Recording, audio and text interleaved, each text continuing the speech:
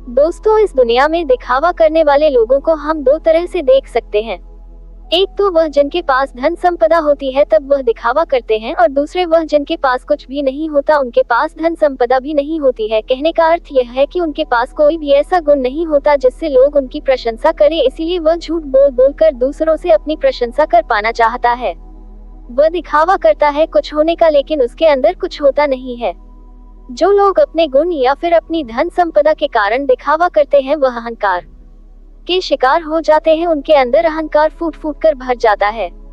उन्हें खुद पता भी नहीं चलता, लेकिन धीरे धीरे यही अहंकार उनके जीवन का मजा छीन लेता है। और जो लोग कुछ गुण या फिर धन संपदा न होते हुए भी दिखावा करते हैं, ऐसे लोग जीवन में हमेशा दुखी रहते हैं, क्योंकि ऐसे इंसानों की सच्चाई कभी न कभी तो सामने आ ही जाती है। तो उन पर कोई विश्वास नहीं करता, कोई भरोसा नहीं करता, और इस दुनिया में कोई भी उनका अपना नहीं होता। उसके घर वाले, उसके माता पिता तक उस पर भरोसा नहीं करते हैं, क्योंकि उसकी दिखावा करने की आदत सबकी नजरों में उसे नीचा बना देती है।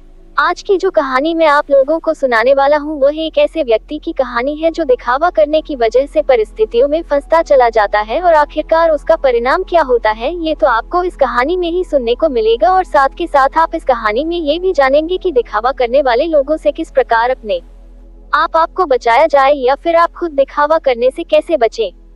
ये सब आपको इस कहानी में सुनने को मिलेगा। इससे पहले कि आप इस कहानी में खो जाए, इस चैनल को सब्सक्राइब करके बेल नोटिफिकेशन को जरूर दबा देना। कभी कभी जीवन आपको बड़ी मुश्किल में डाल देता है। ऐसे ही मुश्किल में राजेश नाम का एक युवक फंसा हुआ था। उसे अपने घर से निकले हुए बहुत समय हो गया था, कई महीने बीत चुके थे। वह अपने घर से यह कहकर निकला था कि मैं नगर में कमाने के लिए जा रहा हूँ, लेकिन बहुत समय बीतने के बाद भी उसे कोई काम नहीं मिल रहा था। इसीलिए उसने निश्चय किया कि वह किसी भी तरीके से अपनी कमाई का साधन बनाकर रहेगा। उसने अपने ही जैसे 3-4 युवकों की टोली बना ली थी, और उन सबने योजना बनाई थी कि वह किसी भी धनवान व्यक्ति को बुद्धू बनाकर उसका धन उसे हासिल कर लेंगे। छल कपट झूठ और प्रपंच यही राजेश और उसके साथियों के हथियार थे। उन्होंने योजना बना ली थी, लेकिन उन्हें ये समझ में नहीं आ रहा था कि वह अपने शिकार को ढूंढेंगे कैसे, और ढूंढने के बाद उसे बुद्धू बनाकर उसका धन कैसे लूटेंगे। आखिरकार उन चारों ने योजना बना ली।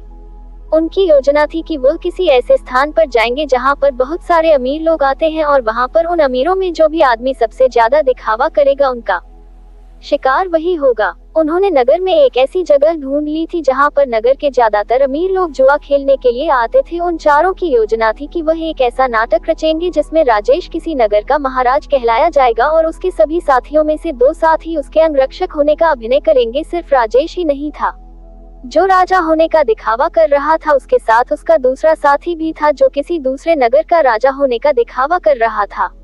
आखिर उनकी योजना क्या थी यह आपको कुछ देर में पता चल जाएगा। अगले दिन से सुबह सुबह सारे लोग अपने पात्र के हिसाब से वस्त्र धारण करके उस जगह पहुंचे जहां पर शहर के ज्यादातर अमीर लोग जुआ खेलने के लिए आते थे।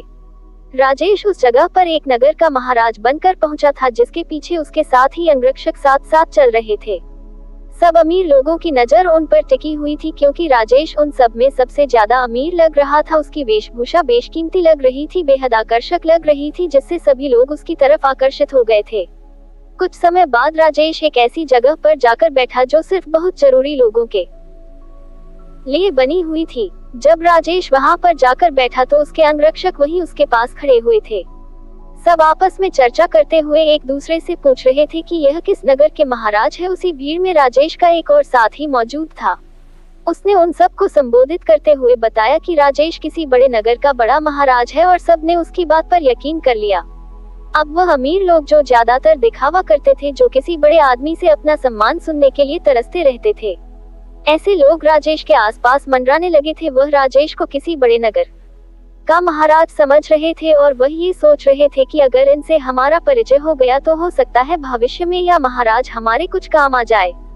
थोड़ी देर बाद वहां पर दूसरा राजा भी पहुंचा जो राजेश का ही एक साथ ही था, और वह भी राजेश की तरह राजा होने का दिखावा कर रहा था। वह दूसरा राजा राजेश के ठीक सामने आकर बैठ गया। कुछ देर एक दूसरे से बात करने के बाद दोनों ने जुआ खेलने का निश्चय किया। कुछ समय बाद जुए की बड़ी बड़ी बाजियां खेली जाने लगी, और राजेश जो किसी नगर का महाराज होने का दिखावा कर रहा था वह इस जुए में बहुत बड़ी रकम हार गया, लेकिन जब राजेश ने हारी हुई रकम निकालने के लिए अपनी पोटली ढूंढनी चाहिए तो उसे अपनी पोटली मिल ही नहीं रही थी।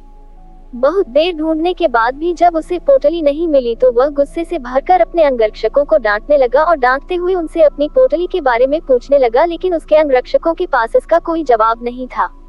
वो सब नीची गर्दन करके खड़े हुए थे। राजेश ने बड़े ही शांत स्वर में अपने सामने बैठे हुए राजा से कहा कि देखिए, लगता है कि हमारी सोने के सिक्कों से भरी पोटली कहीं पर गुम गई है। मैं मानता हूँ कि मैं जुए में हार रहा हूँ, लेकिन फिलहाल मेरे पास तुम्हें देने के लिए कुछ भी नहीं है। अगर तुम मुझे कोई अपना पता दे दो तो मैं तुम्हारे पते पर तुम्हारी रकम भिजवा दूंगा, या फिर तुम मेरे राज्य में आकर मेरे राजमहल में चले आना, वहाँ पर तुम्हारी पूरी रकम तुम्हें मिल जाएगी। ये सुनकर वह सामने बैठा हुआ राजा गुस्से से आग बबूला हो गया। वह राजेश को बहुत भला बुरा कहने लगा। नौबत यहाँ तक आ गई कि दोनों में हाथापाई शुरू हो गया। वहाँ पर उसके अंगरक्षक और इधर राजेश के अंगरक्षक दोनों आपस में भिड़ गए। कुछ देर बाद एक अमीर आदमी उन दोनों के बीच में पहुंचा और उन दोनों का झगड़ा सुलझाते हुए उसने कहा कि महाराज, आप मुझसे कुछ धन उधार ले लीजिए, आपको लड़ने की जरूरत नहीं है, यह आपको शोभा नहीं देता, यह आपकी शान के खिलाफ है। मैं आपको धन उधार दे देता हूँ, आप मेरा धन मुझे लौटा देना, ये रहा मेरा पता। और अपना पता देते हुए उस अमीर आदमी ने राजेश को बहुत सारे सोने के सिक्के दे दिया जितने वह जुए में हारा था। उसने उसी के सामने बैठे हुए राजा के मुंह पर फेंक कर मारी और उस राजा से कहा कि हमारे लिए इन मुद्राओं की कोई कीमत नहीं है। तुम हमें जानते नहीं हो कि हम कितने बड़े महाराज हैं, हमारा नगर कितना बड़ा है, कितना खुशहाल है। अगर तुम कभी हमारे नगर में आओगे तो तुम्हें पता चलेगा इस सज्जन ने मेरी मदद की है और बदले में मैं इसे इसका इनाम जरूर दूंगा। और यह कहते हुए राजेश ने उसे अपने नगर का पता देते हुए कहा कि अगर तुम हमारी मदद नहीं करते तो शायद आज हमें अपमानित होना पड़ता, लेकिन तुमने हमारी इज्जत बचाई है और बदले में हम तुम्हें सम्मान से नवाजा गया। तुम्हें कभी भी किसी भी चीज की जरूरत हो तो तुम बेहिचक हमारे नगर में हमारे राजमहल के अंदर चले आना, तुम्हारे लिए हमारे राजमहल के दरवाजे हमेशा खुले रहेंगे। वह अमीर आदमी तो चाहता ही यही था कि किसी तरह मेरा काम निकल जाए, किसी तरह मैं महाराज की नजर में ऊंचा बन जाऊं, कि भविष्य में कोई मैं अपना काम उनसे निकलवा सकता। थोड़ी देर बाद संध्या हो चुकी थी और संध्या समय सभी अपने घर की तरफ प्रस्थान कर गए। राजेश ने भी उस अमीर आदमी से जाने के लिए आज्ञा मांगी और कुछ समय में उसका धन वापस लौटाने का वादा करते हुए राजेश वहां से अपने अंगरक्षकों के साथ प्रस्थान कर गया। उनके द्वारा रह गए नाटक में एक अमीर आदमी फंस चुका था जिससे उन्होंने बहुत सारा धन भी लिया था। राजेश ने योजना बनाई थी कि जैसे ही वह किसी अमीर आदमी को बेवकूफ बना देगा तभी वह इस नगर को छोड़ देगा, क्योंकि यहाँ पर रहना अब खतरनाक साबित हो सकता था। इसलिए उसने अपने साथी को बुलाने के लिए कहा जो दूसरे राजा का अभिनय कर रहा था, क्योंकि सोने के सिक्कों से भरी पोटली तो उसी के पास थी, लेकिन बहुत ढूंढने के बाद भी राजेश का साथी उसे कहीं नहीं मिला। अब राजेश को आभास हो गया था कि उसके साथी ने उसी को बेवकूफ बनाया है और सारा धन लेकर रफू चक्कर हो गया है। जब राजेश को इस बात का पता चला तो उसे बहुत दुख हुआ। उसे कोई रास्ता नहीं सूझ रहा था, बिना धन के वह इस नगर को छोड़ भी नहीं सकता था, क्योंकि कहीं जाने के लिए भी धन चाहिए था। और जिस अमीर आदमी से उसने धन उधार लिया था वह उसे इस नगर में जरूर किसी न किसी दिन पकड़ लेगा, और जिस दिन वह उसे पकड़ लेगा उसे लंबी कारावास हो जाएगी। यहाँ पर समझने की बात यह थी कि वह अमीर आदमी उन लोगों के बीच में दिखावा करने की कोशिश कर रहा था कि मैं राजा के कितने करीब हूँ, मैं उनकी मदद करता हूँ, ताकि दूसरे अमीर लोगों को ये लगे कि उसके संपर्क बहुत ऊंचे ऊंचे हैं। ये बहुत अमीर और बहुत रईस लोगों के बीच में उठता बैठता है, जिससे उसका ओहदा अपने साथियों के बीच बढ़ सके। इसलिए उसने दिखावे की वजह से राजेश रूपी राजा को बहुत धन उधार दे दिया था। और राजेश तो जैसा कि आप सबको पता है वह तो इसीलिए दिखावा कर रहा था कि वह किसी को अपना शिकार बना सके, लेकिन वह कहते हैं कि जैसी करनी वैसी भरनी, दोनों को दिखावे की सजा मिली। उस अमीर आदमी का धन लूट गया और यहाँ राजेश को उसके साथी ने ही बेवकूफ बना दिया था। कुछ समय बाद राजेश को उस नगर के दरबारियों ने ढूंढना शुरू कर दिया, क्योंकि उस अमीर आदमी को पता चल चुका था कि उसके साथ छल हुआ है, उसके साथ का पाठ हुआ है, और वह किसी भी कीमत पर राजेश को ढूंढना चाहता था। इसीलिए राजेश को छुपकर जंगल के रास्ते से मोहनंगा छोड़कर भागना पड़ा। जंगल में छुपते छुपाते वह एक दिन एक भिक्षु की कुटिया में पहुंचा, जहां पर एक भिक्षु ध्यान कर रहा था। राजेश उस भिक्षु के चेहरे की सादगी देखकर उसकी तरफ बहुत आकर्षित हो गया। उनके ध्यान से बाहर आने का इंतजार करने लगा।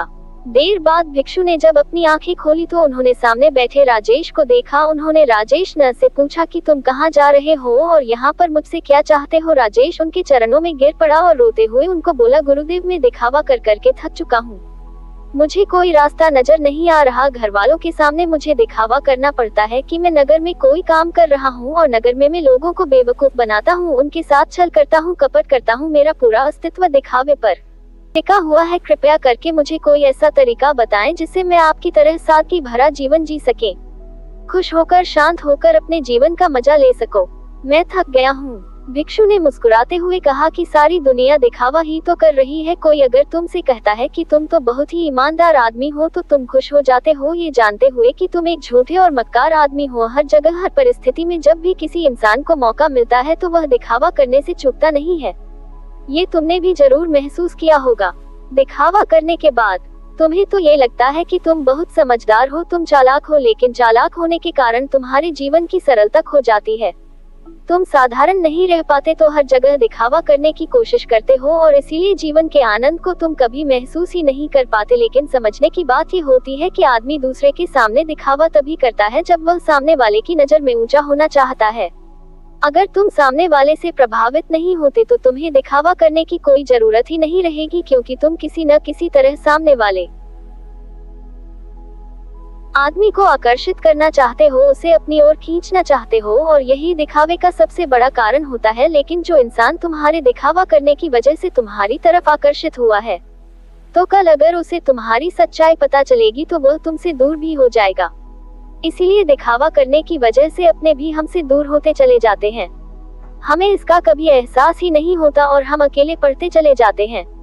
आखिरकार हम पाते हैं कि हमारे आसपास कोई भी मौजूद नहीं है जिसे हम अपना कह सकें, जिससे हम अपने दिल की बात कर सके, क्योंकि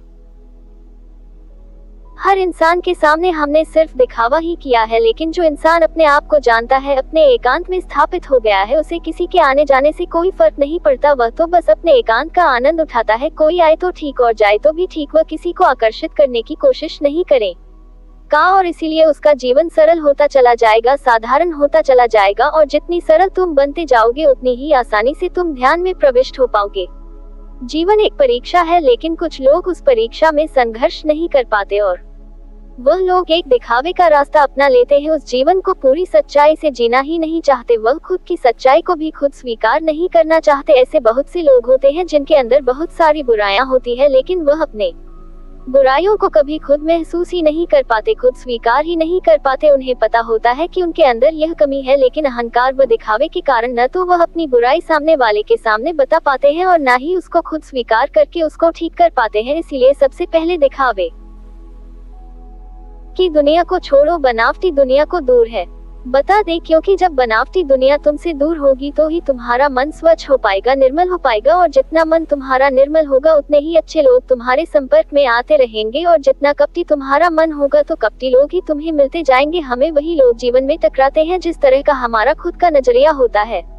अगर हमारा नजरिया साफ है, शुद्ध है, तो हमें शुद्ध लोग ही टकराएंगे। और वहीं पर अगर हमारा नजरिया कपट से भरा हुआ है, धोखे से भरा हुआ है, तो हमें रास्ते में ऐसे ही लोग टकराएंगे। तुम किसी को धोखा दोगे, कोई तुम्हें धोखा देगा और यह गोला निरंतर चलता रहता है। इस चक्र से बाहर आने का सिर्फ एक ही तरीका है, किसी को आकर्षित करने की कोशिश मत करो, किसी को भी जबरदस्ती झूठ बोलकर खुश करने की कोशिश मत करो बस। तुम अगर यह छोटा सा सिद्धांत अपना लेते हो तो तुम्हारी बनावटी दुनिया कब सच में बदल जाएगी तुम्हें पता ही नहीं चलेगा। साधारण रहकर, सरल रहकर, ध्यान की गहराइयों से अपने जीवन का परिचय कराओ, तब तुम्हें जीवन के आनंद का पता चल लेगा। तब तुम समझोगे कि जीवन के असली मायने क्या होते हैं। किसी को बेवकूफ बनाना, किसी को झूठ बोलना, जबरदस्ती दिखावा करना, ये जीवन नहीं है, ये कुछ और है। ये दुख है, ये संताप है और यही दुखों का कारण है। इसीलिए तुम दुखों को काटना चाहते हो तो सबसे पहले इस पेड़ की जड़ को उखाड़कर फेंको जो दिखावे का पौधा तुमने लगा रखा है। और यह कहकर वह भिक्षु कुटिया के अंदर चला गया। उनके जाने के बाद राजेश ने महसूस किया कि उसके जीवन में जितनी भी समस्याएं हैं उसके पीछे मूलभूत कारण उसका दिखावा ही है। अगर वह दिखावा करना छोड़ देता है तो जाहिर सी बात है वह झूठ बोलना भी छोड़ देगा। फिर कैसी भी परिस्थिति हो वो सिर्फ सच बोलेगा, और जब सच बोलने की हिम्मत उसमें आ जाएगी तो उसका जीवन खुद ही परिवर्तित हो जाएगा। ऐसे ही विचारों में डूबा हुआ वह उस जंगल को पार कर गया। दोस्तों, आपने आज के इस वीडियो से क्या सीखा वह मुझे आप कमेंट में बता सकते हैं। इसी के साथ में उम्मीद है कि आपको आज की वीडियो पसंद आई होगी, तो इस वीडियो को उस इंसान को शेयर करें जिससे ये कहानी सुनने की जरूरत है, और उसी के ठीक बाद चैनल को सब्सक्राइब करें। तो चलिए फिर मिलते हैं ऐसी एक और नई वीडियो में एक नए मैसेज के साथ। तब तक के लिए अपना ख्याल रखें। धन्यवाद। नमो बुद्धाय।